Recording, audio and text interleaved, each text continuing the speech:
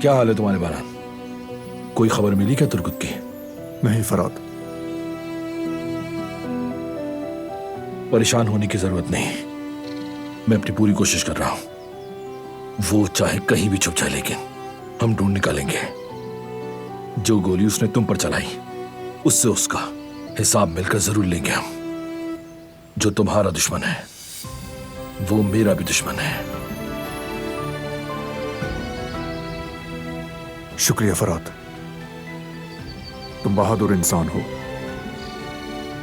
Family की अहमियत जानते हो। सलामत रहो मेरे भाई।